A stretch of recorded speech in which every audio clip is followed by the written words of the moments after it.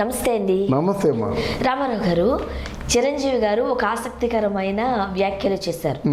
ఈ బడ్జెట్ అనేది డైరెక్టర్లు పెంచుకుంటూ పోతున్నారు, భారీ భారీ సెట్లు ఏం చేస్తున్నారు, ఎందుకు డైరెక్టర్లు ఇంత బడ్జెట్ పెంచేస్తున్నారు? సో ఇంతకు ముందు 100 రోజులు ఆడిన సినిమాలకు కూడా ఇంత బడ్జెట్ లేదు. ఇప్పుడు కనీసం 2-3 వారాలు కూడా ఆడడం లేదు, బట్ బడ్జెట్లు మాత్రం కోట్లలోకి వెళ్ళిపోతుంది. సో దాన్ని కంట్రోల్ చేయాల్సింది డైరెక్టర్లే అన్నట్టుగా చిరంజీవి గారు వ్యాఖ్యలు చేశారు. మీరు సమర్థిస్తారా? ఏమంటారు? అంటే చిరంజీవి గారు ఇండస్ట్రీలో ఒక పెద్ద దిక్కుగా ఉన్నాడు కదా, ఆయన మాట్లాడమంటే మాట్లాడతాడు. ఏ సందర్భంగా ఆచార్య సినిమాకి ఒక సెట్ వేశారు. ఆ సెట్ వేస్తే ఆచార్య సెట్ తగలబడిపోయింది. దానికి ఒక 25 కోట్ల రూపాయలు ఖర్చు పెట్టి సెట్ వేస్తే ఆ సెట్ తగలడిపోయింది. మరి అక్కడ సెట్ని పర్యవేక్షణ చేసేవాళ్ళు సరిగ్గా చూసుకోవాలి కదా అని ఆయనకి తోచింది చెప్పాడు. తర్వాత ఆ సెట్ వెనకున్న కథ ఖమ్మం ఇష్యూ ఆయనకి ఎంతవరకు తెలుసో మనకు తెలియదు. కానీ ఏదేమైనప్పుడు 25 కోట్ల రూపాయలు విలువ చేసేటువంటి సెట్ పోయింది. ఎందుకంటే అక్కడ ఆర్ట్ డిపార్ట్మెంట్ వాళ్ళు సరిగ్గా చూసుకుంటే ఈ ప్రమాదం ఏర్పడేదా అని ఆయన తాలూకు.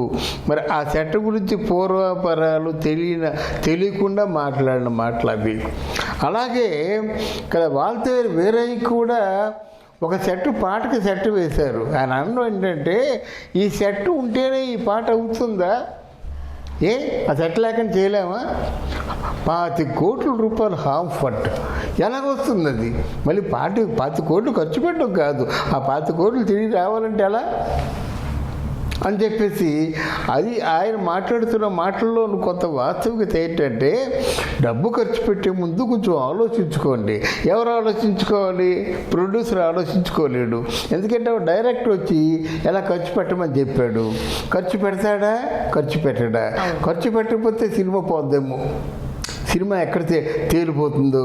ఖర్చు పెట్టాలంటే మళ్ళీ 25 కోట్ల ఎక్కడి నుంచి తేవాలా? అప్పుడు అంటే డైరెక్ట్ ఈ 25 కోట్లు ఖర్చు పెడితే ఏముందండి, మీకు 50 కోట్లు 100 కోట్లు ఎక్కువ వస్తుంది, మార్జిన్ మంచి బ్రహ్మాండమైనటువంటి మంచి ప్రాఫిట్స్ వస్తాయి అంటాడు. ఏదో విధంగా ఆయన్ని కన్విన్స్ చేయకపోతే ఆయన 25 కోట్లు పెట్టడు కదా. అందువల్ల ఆయన చాలాసార్లు ఇట్లాంటి ఆయన ముందు జాగ్రత్తలు చెప్పినటువంటి సందర్భాలు ఉన్నాయి. ఈరోజు కూడా ఆయన ఘాటుగా ఏం చెప్పలేదు, కానీ 1-10 సార్లు ఆలోచించుకోండి, స్క్రిప్ట్ ఆలోచించుకోండి. మనం ఖర్చు పెడితే కానీ సినిమా అసలు ఓ సినిమాలాగా ఉండదా? ఆ సినిమాలో ఏదో సినిమా డిమాండ్ చేస్తే కదా మీకు సెట్టింగ్స్కి ఏ సినిమా కూడా డిమాండ్ చేయదమ్మా. సెట్టింగ్స్ వేయమని ఏ సినిమా కూడా డిమాండ్ చేయదు.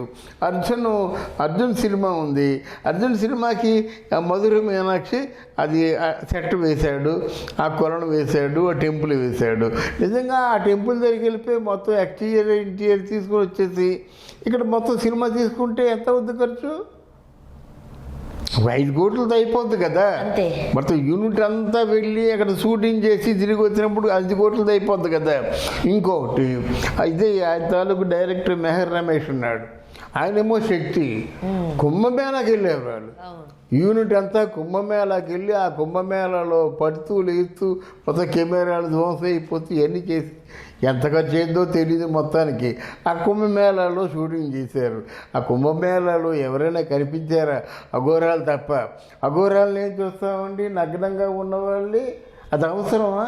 డైరెక్ట్ ఆలోచించాలి. నగ్నంగా ఉన్న వాళ్ళు ఏం చూపిస్తామండి? ఏదో మొత్తం 4 క్లోజప్లతో వేషాలు వేసి చేస్తే ఇంకా ఫీర్ఫుల్గా ఉంటుంది కదా. మరి అఘోరగా బాలకృష్ణ యాక్ట్ చేశాడు, ఎంత బాగా వర్కౌట్ అయింది అది ఆ మేకప్తోనే. అందువల్ల ఇలాంటివి కొంచెం డైరెక్టర్స్ ఆలోచించుకుంటే బాగుంటుందని చిరంజీవి గారి అభిప్రాయం. జనరల్గా ఇంతకు ముందు అవుట్డోర్స్ వెళుతూ ఉండేవారు. సో క్రూ అంతా వెళితే చాలా ఖర్చు అవుతుంది కాబట్టి అందులో హాఫ్ సెట్ వేసుకుంటే అయిపోతుంది అన్న ఉద్దేశంతో సెట్లు వేయడం స్టార్ట్ చేసాం అంటున్నారు.